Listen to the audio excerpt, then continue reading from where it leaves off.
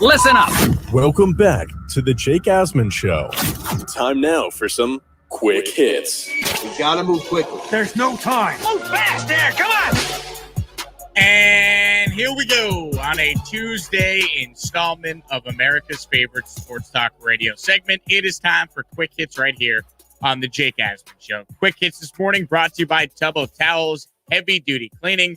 These extra large 10x12 heavy duty cleaning wipes have over 30,000 five-star reviews for a reason. And unlike other wipes, Tub of Towels literally breaks the bond that holds dirt and grease on a surface to clean just about anything. You can find Tub of Towels in the hand cleaning aisle at O'Reilly, AutoZone, Advanced, Napa, and Pep Boys.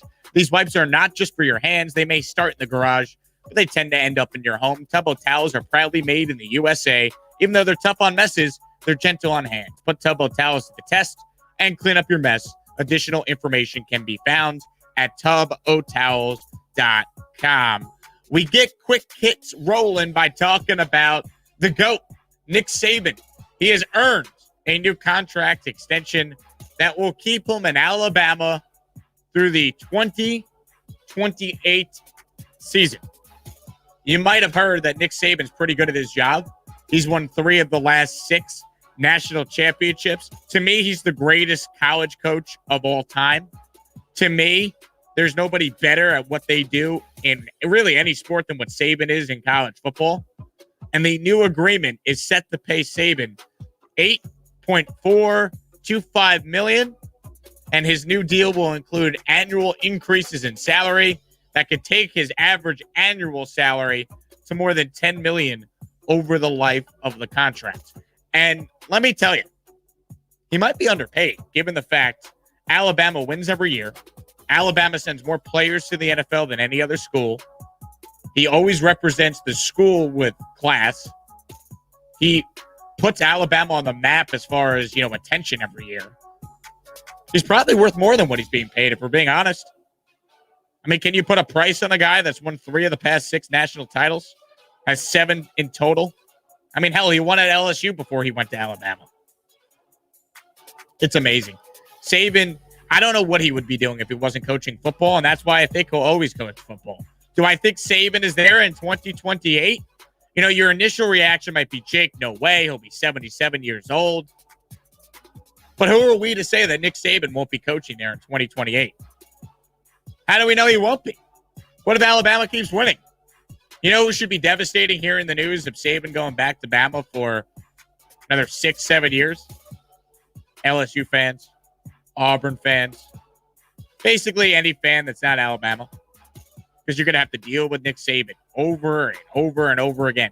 And I don't think this will be like, Joe Paterno at Penn State, where he's kind of just hanging on at the end and he's a legend, so you can't get rid of him. I think Saban is there and he will stay there as long as he thinks he can win. I don't think Nick Saban's just going to hang on to get a paycheck. That's not Nick Saban. I don't think it will be Joe Paterno at the end of his career. Saban, if he's there because his team's great and they have a legitimate chance to win. Period. So, Ron, I ask you this. 2028, is Nick Saban still on the sidelines for the Crimson Tide? Yes. You want to hear from Saban himself? I would love to. Okay, let's do that, because Saban did. A certain someone had asked him that very question a few months ago. I wonder who that person is. I don't know. We'll find out. Have you thought how many more years you want to do this? Does that creep up in your mind, or are you just still so focused on each year that doesn't even cross your mind? Well, it hasn't crossed my mind because every year, as soon as the game's over, you got players going out for the draft. You got coaches get head coaching jobs. You got to, dive right into the next year that you don't even have time to think about it. So, as long as I'm healthy and feel like I can make a positive contribution to the program, I enjoy doing this and want to continue to do it. But, God willing, that'll be for a while, but you never know. Man, it's almost like that guy that asked the question is the host of this very show. Or just a sage or a prognosticator. Who knows? Man, I mean, he told me point blank there. You heard it. He's just so focused on the day-to-day, he doesn't even think about it. And that's the thing. Even though we look at age and we're all like ageist at times, like, oh, he's so old. But If you feel young, if you're healthy, if you love what you do, who cares how old you are? Yeah. Do you think somebody just handed him an extension and he just signed it not knowing what it was? Honestly, yes. I think he has trust in the AD there and the president, and they're like, Nick, we're making you the highest paid coach of college football. Ever. Stay as long as you like. Nick Saban could walk on water there. He could do no wrong in Alabama. I mean, He already has a statue, right? Yeah, I mean, come on. Will they change Bryant-Denny Stadium after his name? Can they name it Nick Saban Field? Because you always have Bryant-Denny. Maybe that's Nick Saban Field and then Bryant-Denny Athletic Complex. just some renaming. I mean, man. Yeah, he doesn't buy anything in that town. I will say this. It does seem like over the more recent years, Saban has actually learned to maybe enjoy the success a little bit more. Like he was all emotional after they won over Ohio State. Well, even in the interview that you did with him, he was more personable. It was also a couple weeks after the season, so. Right, but even then, how many times in the past, go back 5, 6, 7 years, he was just, he was always crass. It was just, without the CR in front of it. It was a hard interview because he just never gave you anything. He was just always, he gave us those bullet point cookie cutter answers that we've known about him. Now he feels like he's getting a little more personal. And like you said, he is enjoying being the coach of Alabama. I'm not going to tell you, so quit asking. If only I got that out of Nick when I spoke with him. Well, I was upset that, he didn't have a Coke bottle in that interview and wasn't slamming it on the table. No, he was in his office when we spoke. Yeah. And we like this, don't we? Love it. Nick Saban, table, bang, podium, bang, love it. My Twitter bio still says Nick Saban laughed. Made Nick Saban laugh because he had a little chuckle in one of my questions. I don't have that one ready. Yeah, well, I don't think that would really help the radio audience because it was like a soft chuckle. Wasn't loud enough where you would actually hear it. Well, there you go. Nick Saban, extended. And I would expect Alabama to probably win again this year because why wouldn't they? Number one recruiting class, right? Or are they number 2? Does it really ever matter? I was about to say, does it really matter? All right, to the NFL we go. How about a quarterback battle in Denver? Drew Lock is the incumbent, but Teddy Two Gloves, Teddy Bridgewater, was acquired in a trade, and Vic Fangio was asked yesterday how the quarterback battle between Drew and Teddy is going so far. Not really. I think it's too early to come to any conclusions one way or the other, even a small conclusion. Mike and Pat will work with them on that stuff, and I'm not worried about it at this point. Well, there you go. Vic Fangio has no worries. He's not worried about it at all. I think if they're smart, they play Drew Lock. We know what Teddy Bridgewater is. Find out for sure what Drew Lock is before you move on from the guy who you took in the second round. Teddy Bridgewater, he's an average quarterback. He's his name is perfect. He is a bridge to whichever quarterback eventually the team that he's on is going to bring in. Aaron Rodgers. For Denver, it could be Aaron Rodgers. Last year, it was Sam Darnold. What are we doing here? I would play Drew Lock or, get this, Aaron Rodgers. Maybe trade Drew and Teddy and say, Packers, you deal with the quarterback controversy. See, that's the thing, Jordan though. Love. Green Bay has love. So I know. They do have love. They have lots of love. They have green and yellow cheese love. No one's been able to explain this in any of the Rodgers discussion.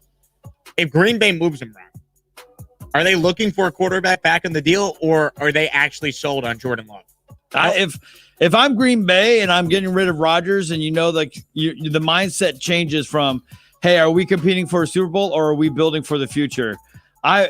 If you get rid of Rodgers, you're building for the future. You're asking for picks. You would think. And maybe like some young offensive linemen or defensive players or something like that in return. You would think you want a boatload of picks. You're not really looking at players at that point. Yeah, you're not getting no offense to Julio Jones, but you're not getting just like a second rounder and maybe a conditional fourth rounder for Aaron Rodgers. Also, when do you ever see star players get traded for one another? It doesn't happen. It's usually draft picks. Like, I can't think of the last time we had star players that went for other stars. Like, can you? Like, let's think of recent big trades in the NFL. Jamal Adams, draft picks. Laramie Tunsil, draft picks. Khalil Mack, draft picks. Stafford Goff. Okay. But Goff, I guess it's a little different with quarterbacks because of the salary cap or contracts. But fine, I guess that could work. But that was a shock, and we were like in awe over the fact, like, wow, you actually traded starting quarterbacks. That never happens. Like, when was the last time? Okay, my brother just texted me a great one. I should have known this right away. And it's not going to make the Texans fans listening happy. DeAndre Hopkins went for David Johnson in some draft picks. No, that doesn't count. Tell your brother he's awful. We don't count Bill O'Brien deals. They're in a league of their own. We don't count David Johnson for DeAndre Hopkins. Doesn't matter how many people were, with DeAndre or with David Johnson at that time. Crazy. It just usually doesn't happen that much unless you're the Texans and William O'Brien. Anyhow, let's talk some Islanders hockey, shall we? So the Islanders won the game. We talked about it last hour, 5-4. They beat the Bruins. They lead the series now 3-2. Game number 6 tomorrow night, Nassau Coliseum. Islanders with a win could go to the conference finals for the second year in a row. I would be giddy if the Islanders could defeat a Boston team in the playoffs. It would mean a lot to me as someone who hates all things Boston. But after the game, you already have the whining and the complaining from the head coach of the Bruins, Butch Cassidy. This was Butch Cassidy complaining about the lack of power play opportunities his team had, while the Islanders had 4 power play opportunities and scored 3 goals. This was the Bruins head coach afterwards. Very respected management, coaching staff. They won a Stanley Cup. But I think they sell a narrative over there that it's more like the New York Saints, not the New York Islanders. That they play hard and they play the right way. But I feel we're the same way. And the exact calls that are getting called on us, do not get called on them. So, and I don't know why. These are very good officials. They're at this point in the season for a reason. Can you explain something? I don't get it. I don't get the reference New York Saints. He's just saying the Islanders are like goody two shoes, and like the league would never call penalties on them because they would never commit a penalty. They're Saints. Because I confused it. I thought he was referring to like the New Orleans Saints, who also didn't have a penalty call. Yes, and I was like, that doesn't make any sense if you're saying the Islanders are like the Saints. Oh man, we need the Nassau Coliseum organists to play when the Saints come marching in. Church music. Oh yeah, gospel music. It's going to be crazy tomorrow. How many priests and nuns show up to Nassau County? Is it a stadium or arena? It's an arena, yeah. I would hope the fans come in with Saints, Saints logos everywhere on signs. It's going to be fun. I mean, he's poking the bear, though, because this will just motivate the Islanders. This will fire them up. And look, they were in the same spot against Pittsburgh. They won game 1, lost games 2 and 3, down 2-1. Respond, took game 4, 5, closed it out in 6. Islanders lose game 1, win game 2, then lose game 3. So they're down 2-1, same thing like they were against the Pens, then rattled off 3 straight. Let's see if they can do it again tomorrow night. Also, the other series that we have to talk about from last night, the Canadiens ended up sweeping the Winnipeg Jets. They won the game last night 3-2 in overtime. The Habs were down 3-1 in round 1 against the Maple Leafs, and they've won, get this, 7 straight games since then. The old saying about anything can happen in the NHL playoffs with a hot goaltender.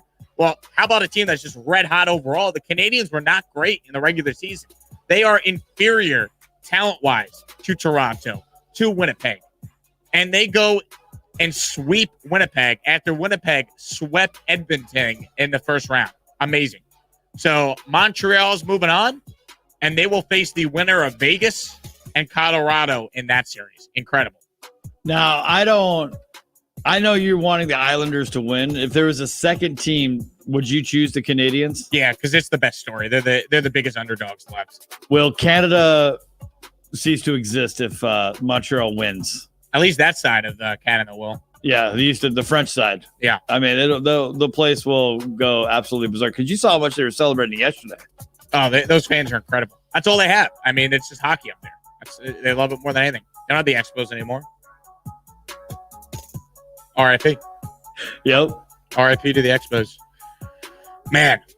All right, finally, let's mix in some NBA here, Ron. Suns 122, Denver 105. So the Suns make a statement and lead the series now 1-0. We mentioned it last hour, but the depth that the Suns have is just unbelievable. Just ask the best player on the Suns, or at least the most accomplished player on the Suns, future Hall of Famer, CP3, Chris Paul. It's just our team is like that, man. I'm telling you, it's fun to be on a team when, we talk about it. It's almost like wrestling. It's like you tagging in. You go out the game and there's no drop off. It's just another unit coming in as just keeping pressure on you. And I think that's the benefits of having a team like we have and having campaign and all these guys. When I come out, it's like these guys nice too. Well, he's right, because early on, Chris Paul didn't score in the first quarter, kind of let the game come to him. When they needed someone to help them close it out, Chris Paul in the fourth quarter, 6 of 6, scored 14 points, finished the game as, an 8 of 14 shooter, 2 of 3 from 3, 11 assists. Phoenix, man, heard about it. They're awesome. Fun to watch. I'm a little familiar with this team now. Yeah, you might be aware. Yeah, I'm aware of what they can do. You might be. I'm actually might becoming a fan of theirs now. I like them, and I'm liking the Hawks. I think Nets Suns would be the best finals remaining. I think so. I think there's a lot more storylines there. Almost like a young versus old type of deal. Chris Paul versus Harden. Yeah. That'd be pretty cool. Devin Booker taking on the world. Kendall Jenner sitting courtside, Ron. Well, it didn't go so well for her last time. I don't know if she'll make the trip to Brooklyn. I saw that. Weren't Laker fans harassing her? Yeah. But that's Laker fan. That's what they do. Laker fam, all that. Laker fan. There you go. That wraps it up for Quick Hits here on a Tuesday. Coming up next, Aaron Rodgers has not reported to mandatory minicamp. But I'll tell you why it might not be the worst thing in the world that he's not there yet. We'll get to that next here on the Jake Asman Show.